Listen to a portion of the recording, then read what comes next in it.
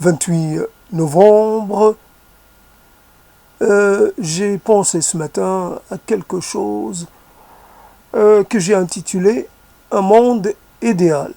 En fait, l'idée, ça se passe pas comme ça, c'est une idée qui chemine, un besoin de mettre en forme quelque chose, un sentiment, euh, une, une parole. Ça, ça se met un peu en route et ça finit euh, par aboutir à cette formalisation qui est ainsi un monde idéal. Un compromis en quelque sorte entre des propositions relativement comme ça discrètes, modestes et des propositions possiblement grandiloquentes. C'est entre ces deux pôles, si je puis dire. Un monde idéal, euh, je l'ai sur la langue depuis quelques dizaines de minutes maintenant et bon, je voudrais quand même l'entreprendre dans un premier jet. Après, je verrai ce que ça donne. Par la suite, j'essaierai de reprendre cette proposition.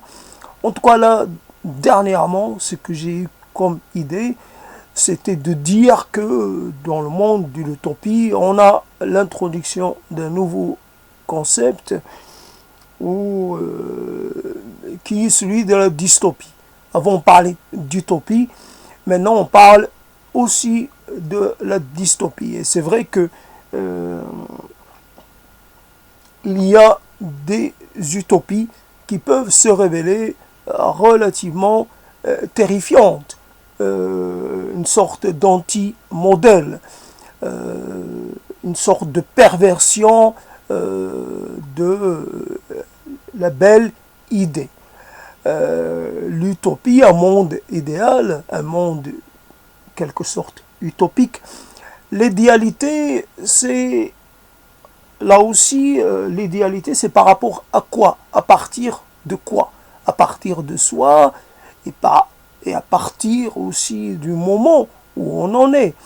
On peut avoir une idéalité à viser selon notre contexte de vie ou d'état psychique, etc., selon nos besoins. Le côté, le monde idéal, c'est quelque chose derrière lequel on se cacherait, peut-être, pour exprimer des souhaits qu'on ne peut plus dire. À un moment, il y a un moment, en fait, finalement, on a l'impression que nos souhaits sont devenus hors de propos, hors de raison, hors temps. Ça ne correspond à rien. Ça ne peut s'intégrer nulle part. Et d'ailleurs, l'idée simple, l'opposition simple et relativement immédiate, c'est oui, d'accord, c'est ce que tu exprimes, toi. C'est ta vision à toi. Mais après, ça ne veut pas dire que cette vision, elle doit elle doit être adoptée ou suivie ou en quoi que ce soit par moi, l'autre, le face-à-face, le vis-à-vis, supposé, peu importe, et pour moi il n'existe pas actuellement, mais je fais comme s'il y avait quelqu'un en face, ce maudit quelqu'un qui n'est pas là. Et en fait, voilà donc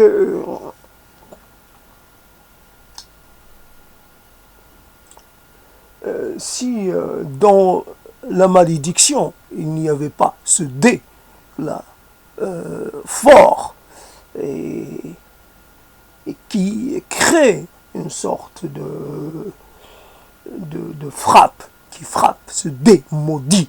S'il n'y avait pas ce dé, le fait de maudire serait un peu moins percutant. un peu moins agissant. Heureusement qu'il y a cette consonne-là, solide et tonnante, pour faire un peu de l'effet. On sait que on ne peut faire, on peut pas atteindre les gens, à part par quelques vestiges qu'on leur a laissés.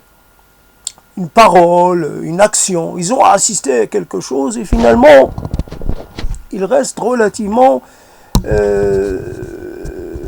ils doivent revivre un peu cette chose parce qu'ils n'arrivent pas à s'en détacher. Ils sont un peu prisonniers de cette chose-là, souvent. Donc ça revient. Ce que j'ai dit, pris comme position, assumé, pas assumé, contesté, pas contesté, la chose que j'ai pu, là aussi, transgresser, pas transgresser, un peu les multiples expressions de soi tout au long d'une période assez longue. Et voilà, donc, fondamentalement, il y a ça, il y a ça, et ça, et ça, et ça. Finalement, donc, un monde idéal. Et là, le D, il est là, yal, avec cette voyelle qui suit, avec cet accent, ça en fait ces deux voyelles, et des al, ça fait quelque chose, puis ce L qui se termine, ben, d'un seul coup, on est dans une sorte de d'esthétisation, comme si idéal, un idéal, tout de suite on est dans on essaie de moduler, enfin, on est dans le chantonnement, on est dans le fait de... oui, ce n'est pas pareil, c'est pas comme maudire, on a envie maudire, je te maudis, la malédiction, on n'est pas dans le grondement, on est plus dans l'idéal, et on peut entendre ça prononcé par beaucoup de gens, c'est toujours comme si on caressait un rêve très qu'on promène, qu'on a depuis longtemps, un monde idéal, un lieu idéal, là aussi une histoire idéale, un groupe idéal, une appartenance idéale, une langue idéale, un savoir idéal, une vérité idéale, quelque chose à laquelle on aspire. Mais le problème de l'idéalité, c'est toujours dans le sens où elle peut facilement être un peu source de stagnation. C'est c'est dans le conflit et dans la chose qu'on n'arrive pas à mettre en place, qu'on n'arrive pas qu'on n'arrive pas à maîtriser, qu'il y a quelquefois, pas toujours malheureusement, qu'il y a quelquefois un dynamisme et une progression. Alors l'idéal, ce serait, voilà, l'idéal, je pourrais renverser la chose et dire, heureusement qu'il y a eu le péché originel, heureusement qu'il y a eu la sortie du paradis, sinon il n'y aurait pas eu d'histoire. Voilà comment on peut... alors au départ, il y a une vision comme ça fixe de la vie. D'ailleurs, fondamentalement, un couple primordial, comme ça, bah, c'est peu. Donc à partir, on pourrait dire qu'il y avait là un plan prémédité. Le péché originel faisait partie d'un plan divin beaucoup plus large.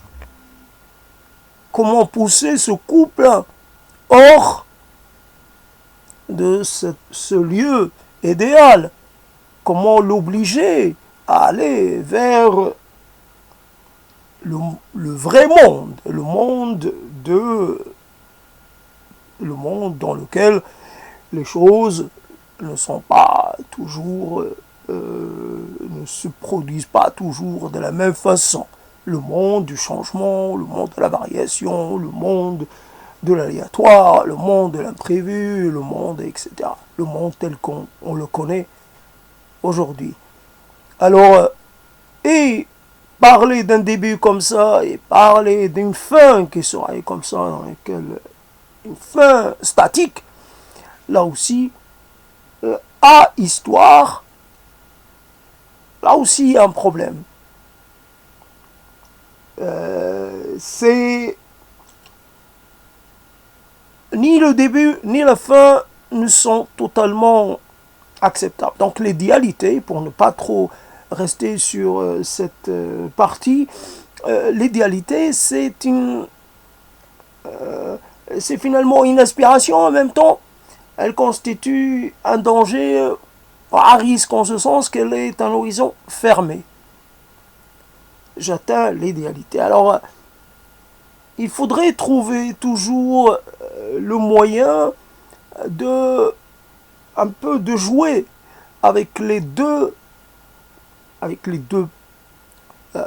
registres du possible.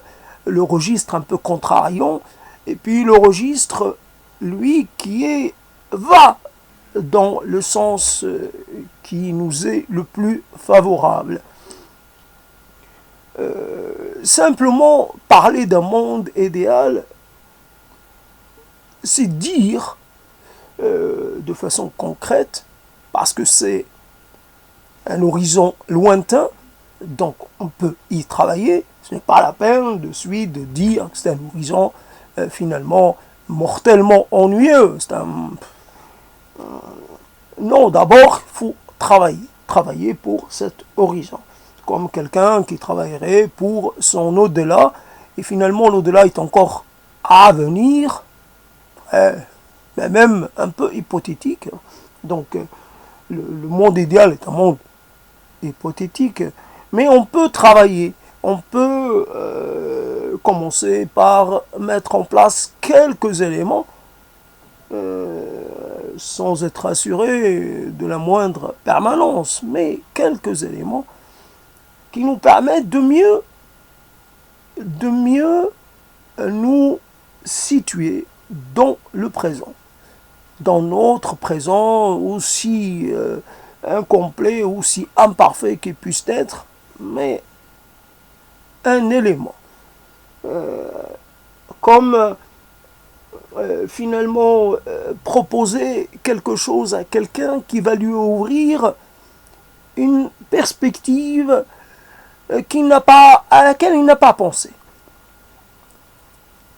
On ne peut pas dire qu'on apporte la solution toute prête à quelqu'un, c'est uniquement il y a un certain nombre de possibles, et ces possibles, quelquefois on ne les a pas devant les yeux dans leur totalité. Alors il y a quelqu'un qui arrive, toc toc, je frappe, qu'est-ce que vous voulez? Je vous amène une proposition.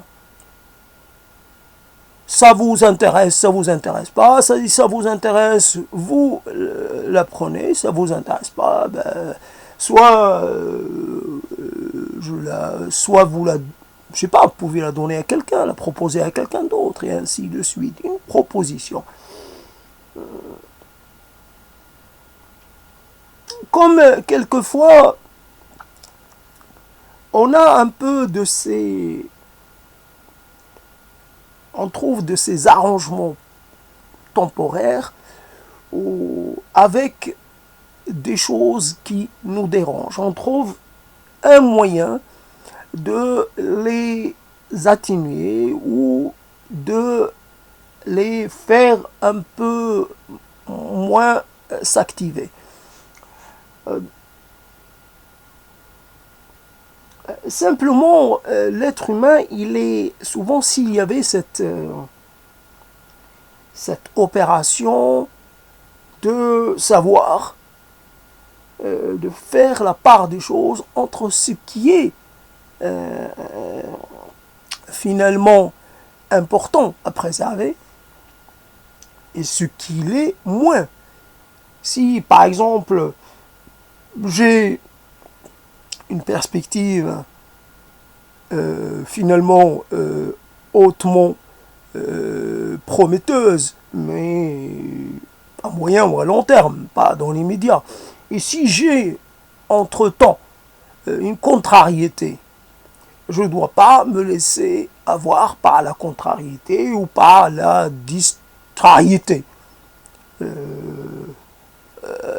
Qui, évidemment, finalement une sorte d'épreuve, un test pour voir si finalement je suis vraiment résolu et si je suis capable de tenir bon. Si à la moindre, je veux dire, contrariété, je cède, c'est que je ne suis pas finalement très motivé ou très sûr de mes choix.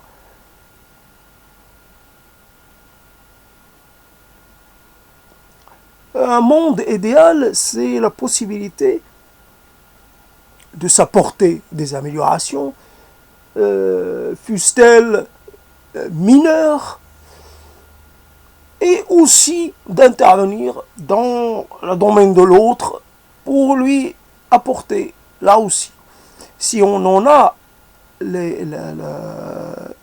la capacité, si on en a la possession.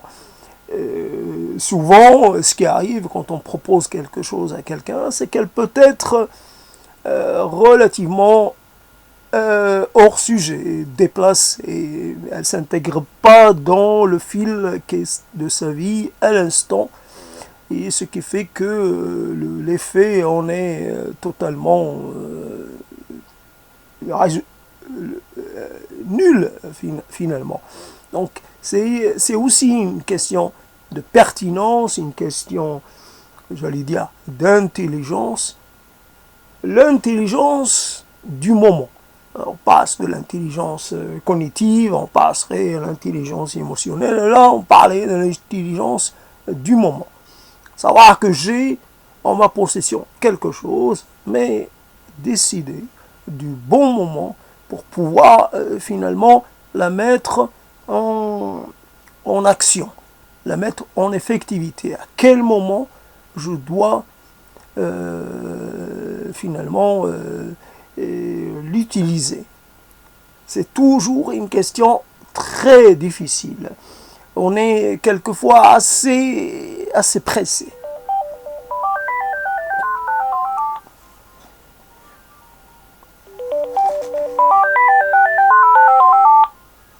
Assez pressé, on veut finir en fait, on veut en finir, on veut pas attendre.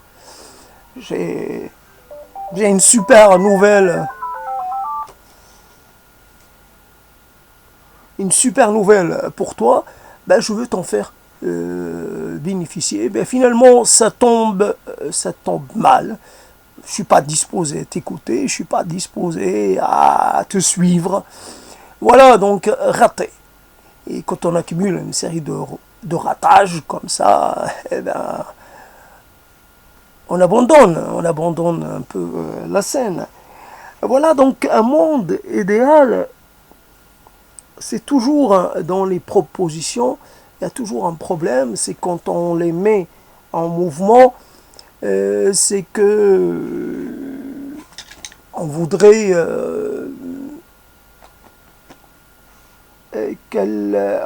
en fait qu'elle soit plaisante. Ce n'est pas que pour soi. Mais on raterait beaucoup à essayer d'aller dans ce sens. Ça ne doit pas être plaisant. C'est ce que ça peut éveiller. Ça peut donner à désirer. Voilà un terme intéressant, donner à désirer. Il y a donner à penser, donner à réfléchir, donner à désirer. Quelle est finalement appliquée à moi-même? C'est une règle, comme une règle. Ce serait, quelle est la chose que je peux m'appliquer à moi-même? mon monde idéal à moi, quels pourraient en être les contours, comment je peux le dessiner, comment je peux le conceptualiser. Ne serait-ce qu'au niveau d'abord du plan. Comment je peux le planifier, comment je peux finalement le formaliser, comment je peux... Après, il y a toujours d'autres niveaux, il y a toujours le niveau, mais on part toujours d'un niveau très, très bas. Ne dit-on pas quelquefois que le mieux est l'ennemi du bien. On veut quelquefois tellement bien faire. Alors je prends un exemple qui est très récent pour moi. Il y a dans les documentaires sur l'archéologie une tendance, je ne sais pas. Tout ce qui est documentaire, tout ce qui est film, tout ce qui est image, souvent sonorisé, souvent c'est accompagné par la musique. La musique est omniprésente et finalement, quelquefois, elle est trop présente, bien entendu. Et quelquefois, elle nous laisse même pas respirer. On ne doit pas respirer, on est tout le temps sous dans l'imprégnation et dans le... Comme si finalement le problème c'est le silence. Il n'y a pas de silence. Il faut toujours faire attention au silence.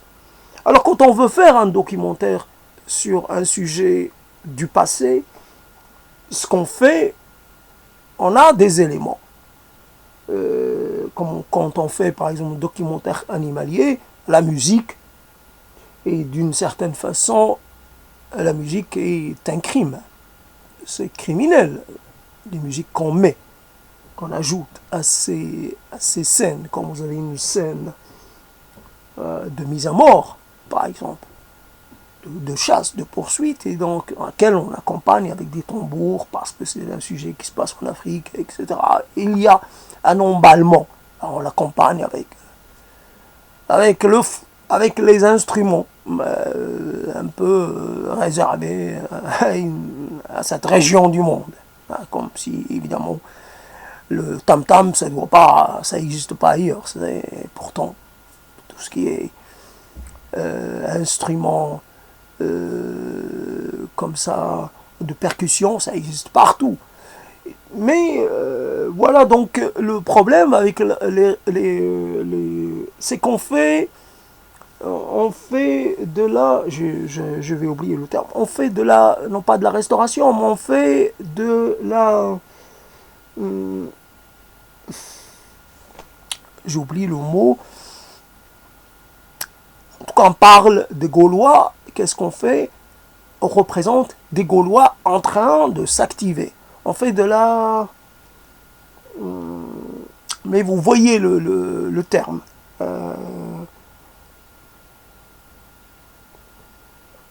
Un documentaire est en même temps accompagné de fiction.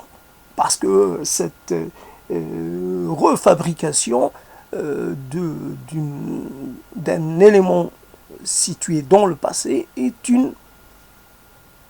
obligatoirement quelque chose qui est une approche.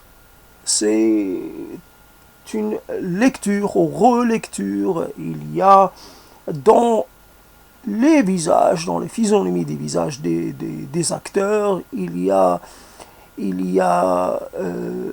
dans le vêtement, il y a dans le mouvement, il y a même dans l'environnement quelque chose qui peut ne pas correspondre. Et pourtant, on essaie de faire passer ça pour quelque chose de totalement correspondant, scientifiquement parlant, aux actions qui ont eu lieu probablement de cette façon, selon ce modèle. C'est comme ça qu'on a bâti une maison, c'est comme ça qu'on a guerroyé, c'est comme ça.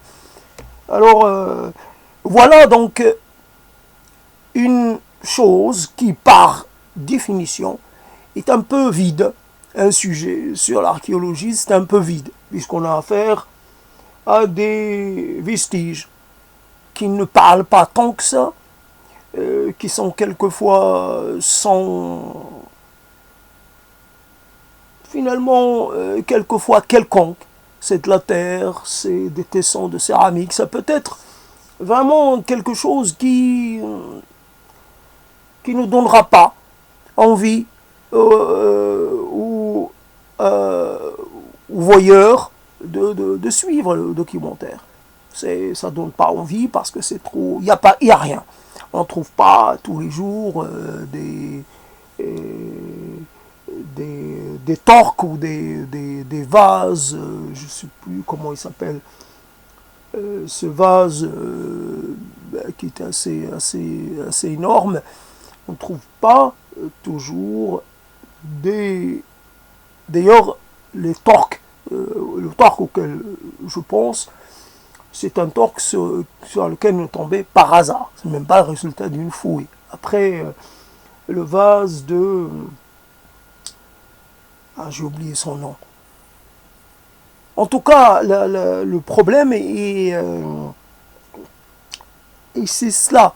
Donc finalement, faire un reportage sur les Gaulois et leur occupation du territoire, appelé France actuellement, est quelque chose d'impossible. Autant le reconnaître. Il est impossible de faire un reportage d'une demi-heure ou d'une heure, impossible, avec les éléments qu'on a. Donc on ne le fait pas. On ne le fait pas, on y renonce. On fait quelque chose qui dure un quart d'heure, qui dure 20 minutes. On accepte un peu l'impossibilité de la chose. On la confirme. Alors, si on fait semblant de la reconstruction, voilà. La reconstruction, la reconstitution, plutôt que la reconstruction, la reconstitution du passé, qui est par définition quelque chose d'autre. C'est trop propre. Le moins qu'on puisse dire, c'est propre. C'est comme ça. Ça paraît peu, c'est pas assez dynamique, c'est pas assez. Je sais pas, quand vous voyez quand vous voyez des acteurs qui font une tâche, qui exécutent une tâche, et finalement ces acteurs, peut-être quelque part dans la vraie vie, et ça se passait pas de façon aussi parfaite, la coordination n'était pas parfaite, il y en avait qui faisaient rien, il y en avait qui engueulaient d'autres, il y avait qui avaient des vêtements déchirés, il y en avait qui avaient des blessures, des balafres sur le visage. Évidemment, parlons pas des dents. C'est total. Ah, donc finalement, voilà. L'idéal d'un reportage, d'un documentaire, l'idéal n'existe pas. L'idéal, c'est d'avouer qu'on est incapable, que ce retour vers le passé est une sorte d'impossibilité en soi. C'est une sorte d'affabulation en partie, une sorte de menterie. Alors, donc dans ce qui est le monde idéal, finalement on peut là aussi avoir affaire à une sorte de reconstitution de sa propre histoire et même de sa propre demande en idéalité. On peut, en fonction finalement de l'instant présent, peut-être un peu, on peut étendre l'envie, le besoin à tout le reste, à tout le passé. Fondamentalement, la personne que je suis, ce n'est pas la personne que j'ai été. Même si je sais qu'il y a un lien entre nous, qu'il y a une proximité, mais cette proximité ne veut pas dire identité, quelque chose de fondamentalement fondamentalement unifié. Il y a une distance entre moi d'il y a 40 ans et moi l'actuel qui vous parle. C'est automatique. Donc finalement, l'idée C'est ça le problème, c'est que en fonction de l'instant, on essaie on juge le passé, évidemment, on a une position par rapport à nos actes passés et en fonction de la situation dans laquelle on est, situation qu'on estime valorisante ou pas, on va porter un jugement. Mais en fonction de l'instant, c'est parce que finalement, c'est mon contraignement actuel qui me fait dire ceci ou cela, privilégier ceci ou cela. Mais dans d'autres contextes, il est possible que je me serais exprimé différemment. Qui sait? Je ne peux pas dire que j'aurais été un bourreau, mais beaucoup de gens qui ont pris, beaucoup de bourreaux ne l'étaient pas, n'étaient pas destinés à cela. Donc, dans un contexte, on va dire, de confrontation, etc., avec un ennemi en face, et peut-être, j'aurais été peut-être obligé, je n'en sais rien, d'exécuter un ordre, peu importe, mais on ne sait jamais. Donc c'est on est soit tout en étant que soit l'actuel, et pas soit l'ancien. Donc c'est un monde idéal qui, finalement, le problème avec la vieillesse, c'est que il y a évidemment, tout à l'heure j'ai parlé du paradis, il y a un lieu qui devient un lieu référentiel par excellence, et un lieu qui prend de l'ampleur au fur et à mesure des années, selon les gens, de toutes les façons, selon l'état de chacun. En tout cas, c'est l'enfance. Alors, il y a un travail d'idéalisation, un travail d'embellissement, alors qu'en fait, c'est une période qu'on a essayé de passer le plus vite possible pour arriver à l'âge adulte, pour être fort, peut-être autonome, peut-être libre. Mais au moment où on la vivait, on ne la sentait pas favorablement. Non, j'étais malheureux à ce moment-là. La plupart du temps, je suis malheureux. Mais par une opération un peu de renversement, ce qui était quelque part un monde sombre dans l'ensemble, maintenant je suis en train de l'éclairer.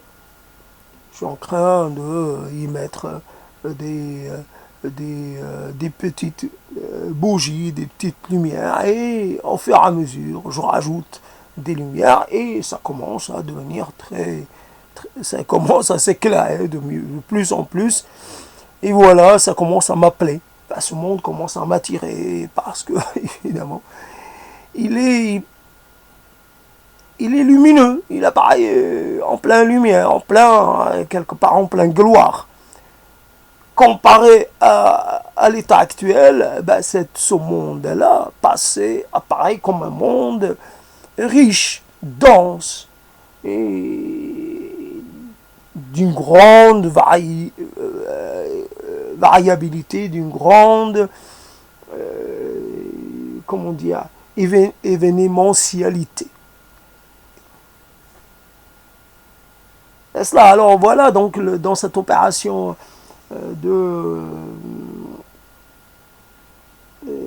finalement de déplacement. Donc le monde idéal, ce serait que finalement, quand tout échoue, ou comme ça, globalement, quand finalement la parole n'arrive pas, quelle que soit quel que soit en fait finalement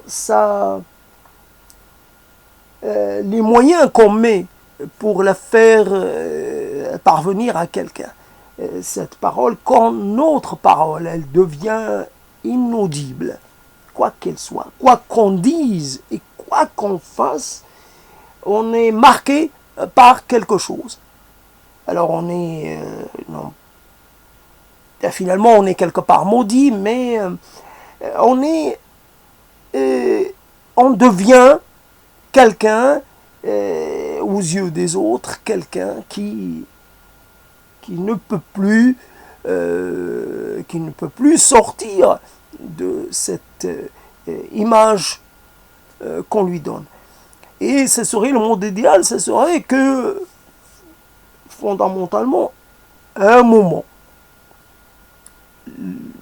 on se réveille et on regarde les gens tels qu'ils sont, tels qu'ils sont. Pas par rapport à ce qu'ils ont dit dans le passé ou à ce qu'ils ont fait dans le passé. Les forts sont peut-être devenus faibles. Et ceux qui avaient de la foi en eux, l'ont peut-être perdu depuis. Il y a du changement. Alors, comment tenir compte de ce changement? On peut dire beaucoup de choses et pourtant, la parole échoue à témoigner de la singularité d'un moment ou de la particularité d'une vie. Cette vie que je vis ou que tu vis toi, peu importe.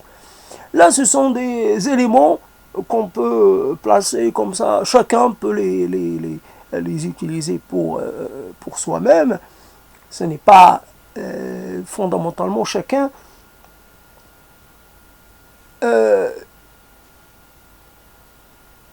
C'est vrai quand il y a, c'est d'autant plus vrai quand il y a une rupture. Quand cette rupture avec des familiers, avec une situation qui était courante auparavant, quand il y a une rupture. Celle-ci peut être assez longue, comme elle peut ne pas l'être, mais une rupture, ça fait que finalement on repart comme à zéro, comme du néant finalement. On n'a rien et il faut tout posséder, reposséder, tout réapprendre, tout réinstaller.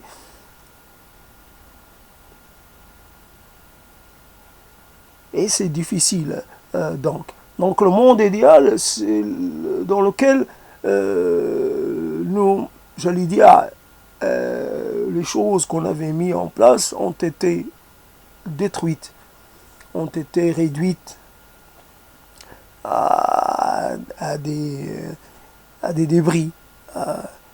Et simplement, c'est d'avoir une parole qui puisse être entendue. Alors il faudra d'abord commencer par émettre un souhait. Il ne faut pas en émettre plusieurs en même temps. Il faut en mettre un souhait, puis attendre le retour pour en émettre un deuxième et aller progressivement. Mais cela peut prendre une trentaine d'années, une quarantaine d'années. Et on n'a plus le temps. Concrètement parlant, on n'a plus le temps. Alors comment agir avec le facteur temps qui devient, qui n'est plus notre allié? À un moment dans notre vie, nous avions le temps de notre côté, nous ne savions pas tellement quoi en faire. Les tâches qu'on avait envie de faire, on les reportait parce qu'on estimait qu'on avait toujours le temps de s'y atteler. Finalement, le temps, ce temps-là, ce temps infini, et il est fini. Et comment faire? Alors, hier, j'ai été touché d'une certaine façon, d'une façon indirecte, par l'annonce comme ça, par hasard, de la mort de quelqu'un, du décès de quelqu'un. Il y a un horizon, comme ça, indépassable qui est celui de la mort. Cela ça nous laisse un peu dans une sorte de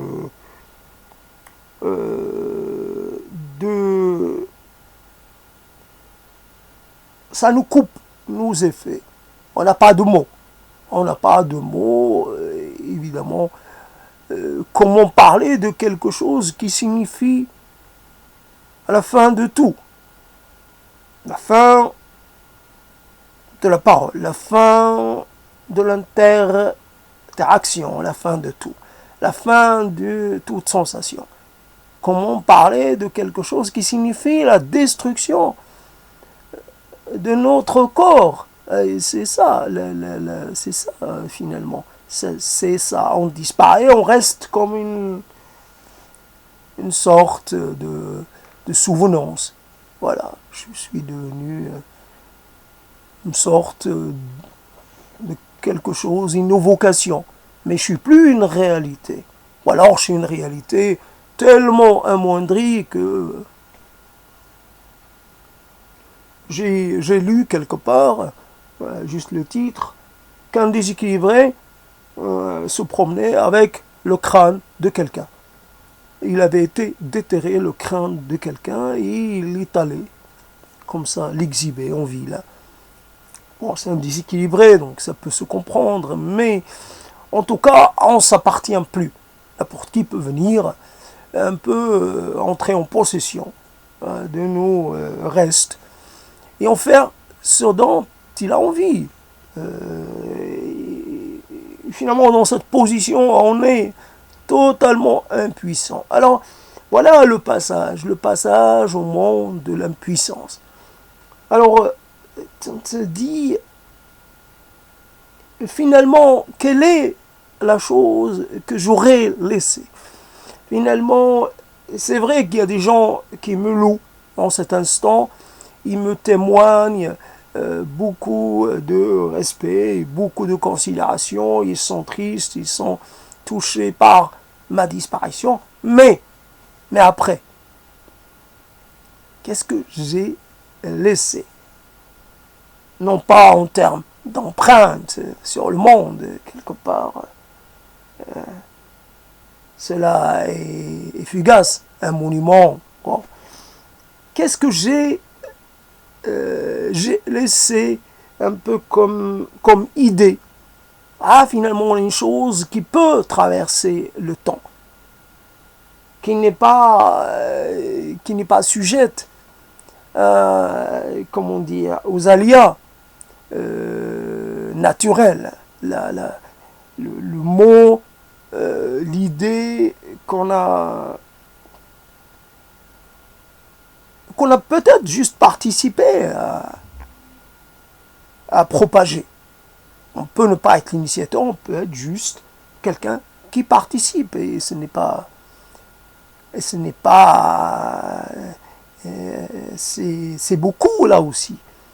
Donc finalement, la chose... donc le monde idéal, c'est avec cette idée, avec cette perspective, qui est ce qu'elle est, mais on doit pouvoir. Alors, fondamentalement, il y a une sorte d'envie de se mettre dans un état second. Tiens, je prends rien, je prends aucun psychotrope, aucune substance, mais pourtant, de moi-même, comme ça, je me mets en enchantement. Je m'enchante perpétuellement, comme cette femme dont on a dit qu'elle était en permanence en train on dit comment, du plaisir féminin, qu'elle avait des orgasmes en permanence. On s'orgasmerait en permanence. Oui, on jouirait en permanence du monde et tout ce qu'il y a. Je rencontre n'importe quoi et je me mets à l'aimer, simplement, à lui trouver des trucs, des beautés, à lui trouver un charme, à lui trouver un mystère, et j'embellis tout le monde autour de moi. de toutes les façons, je suis en capacité de faire. Donc,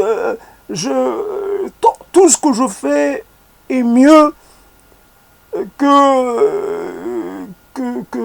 l'enfer, que la période du non-faire qui va être la mienne dans quelque temps. Même l'acte le plus absurde est mieux que l'acte, que le non-acte. Comme l'acte, peu importe, je ramasse, je prends de l'eau dans la mer et je le reverse. C'est un acte idiot, mais en même temps, il prouve que je suis quelque part dans un milieu. Peut-être que je respire l'air marin et que cela me fait du bien. Peut-être que je vois devant moi un horizon très mouvant, les vagues. Peut-être que la couleur de l'eau, les choses que je perçois autour de moi. Je ne suis pas réduit à l'acte, uniquement à l'acte que je fais. Je fais un acte idiot, un acte sans sens. Mais pourtant, je prends de l'eau et je la remets. Je prends de l'eau et je la remets, je la remets, je la remets, je n'arrête pas.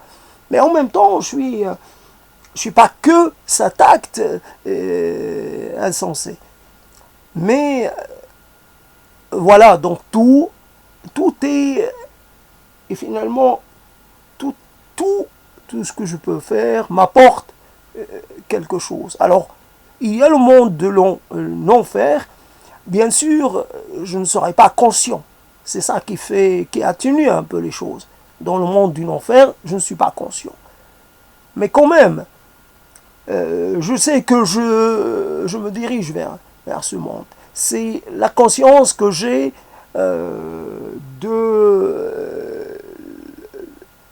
comment dire, de l'inuctabilité de ce moment. Et voilà. Donc, un monde idéal, c'est comment, bien entendu, je suis revenu vers, évidemment, le réenchantement, oui, on parle de redonner vie au sol, on parle aussi quelquefois de réénergisation, d'énergisation du corps. Mais je ne sais pas, de l'esprit, là, moi je ne suis pas du côté de ces choses dont on veut nous persuader qu'elles ont un intérêt. Moi, c'est une opération en toute conscience. Je sais que je fais dans l'absurde, que je fais, mais j'ai foi, comme si je comprends bien, à un moment j'ai gardé pendant longtemps qu'il y a absurdum, je crois, parce que c'est absurde. Alors je sais pas, j'ai pas très bien saisi. Oui, je crois parce que c'est absurde. Alors Thomas qui dit ça, alors je sais pas. Thomas d'Aquin, ou alors peu importe, mais en tout cas, voilà, quelque part, aussi absurde que les choses puissent paraître, ben, je veux quand même en être. En être. Souvent, voilà donc le côté idéal, ben, j'ai parlé pendant un moment, donc je vais arrêter. Ce n'est qu'un début. C'est pour ne pas laisser passer le moment. Ça a mis longtemps à venir, alors autant en profiter. C'est vrai que j'ai perdu ma concentration, surtout pendant cette histoire sur l'archéologie, avec ces documentaires, parce que finalement, je suis arrivé à un stade où je suis totalement scandalisé par ces faux, finalement, vrai, faux, vrai, je sais pas, documentaires, comme dans ces événements filmés début du XXe siècle, et qu'on sonorise une manif, on va mettre des cris d'une foule. Ou alors l'animation d'une rue. c'est totalement surréaliste. Et il y a là un crime qu'on fait vis-à-vis de la véracité des choses. Soyons un peu, quand même, nous n'en faisons pas trop. Déjà, le fait que ces documents existent, c'est très bien. Voilà un peu la chose dont souffraient peut-être nos proches, parents, pas très loin, c'est pas très loin. C'est le silence. Et le silence et les moments de silence. On pourrait poser la question à n'importe qui, combien de moments de silence dans la journée? Pas dire inaction, bien sûr, silence, inaction quelquefois, mais juste le silence. Mais on peut être en train de s'activer quand même. Le silence. Simplement, on a peur du silence. Les anciens, ils n'avaient jamais exactement le silence. Ils avaient le silence quelquefois qui était tout le temps coupé ou par, je ne sais pas, quand c'était des paysans, c'était leurs compagnons. C'était les vaches, c'était les coqs, c'était toujours un bruit. Puis ça peut être dans la nuit, même dans la nuit, il y a du bruit. Le bruit des chiens, le bruit des compagnons autres qui s'activent, qui obligatoirement, tout le monde fait du bruit. Donc le silence n'était pas total et on pouvait plutôt souhaiter plus de silence. Mais et finalement, voilà un monde idéal, c'est un monde dans lequel on n'aurait pas peur du silence. Finalement, c'est un prix à payer. Un prix à payer pour la véracité historique. Un prix à payer pour pouvoir un peu être réellement dans un peu une partie de la vérité du monde. Des parties de la vérité du monde, c'est aussi que certaines choses, finalement certaines choses ont été faites ainsi, elles doivent le rester. Elles sont comme ça. C'est déjà extraordinaire qu'on ait ces archives-là. Ce n'est pas la peine d'en rajouter. Elles ont un côté réellement extraordinaire de par leur existence et témoignent de quelque chose, d'un monde qui a disparu. Alors, ils sont une preuve, ils nous permettent de rejoindre ce monde. Et ils nous permettent un peu de faire un déplacement dans le temps. Et c'est tout ce qu'on leur demande. On ne leur demande pas, donc il y a, je suis perdu, et donc la concentration n'y est pas. Mais en tout cas, je vais finir. Donc, dans le monde idéal, c'est... alors,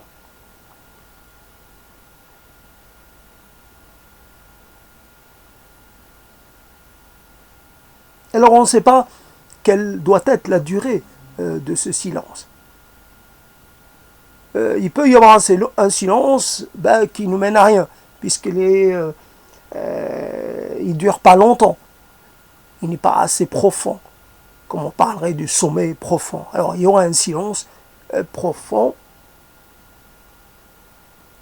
Le silence qui est quelque chose de très accessible. C'est ça la différence par rapport à la non-vision. Quand vous mettez quelque chose sur vos yeux pour ne plus voir, vous avez tout de suite les images que vous avez en tête qui reviennent.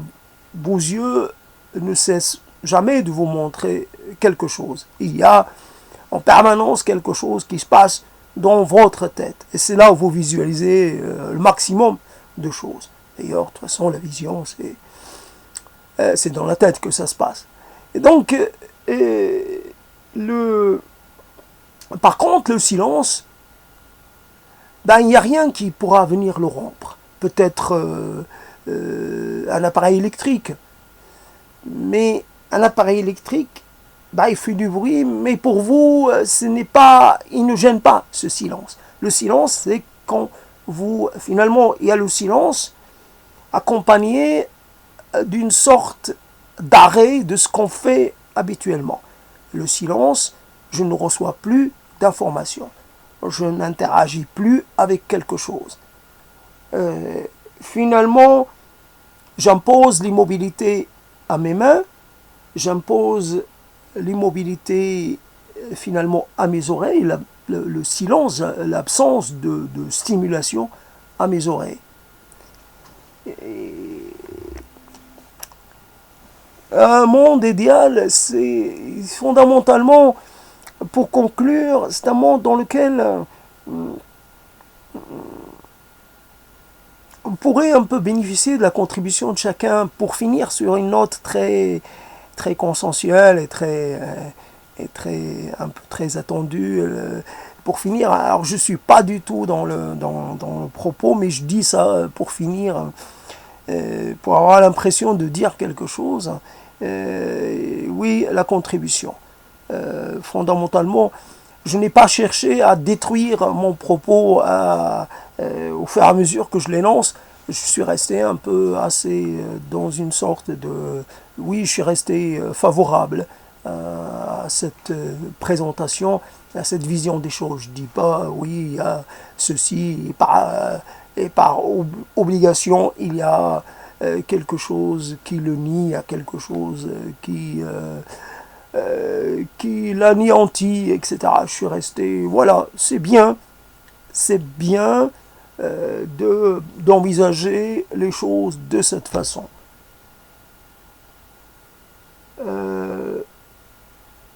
Un monde idéal, c'est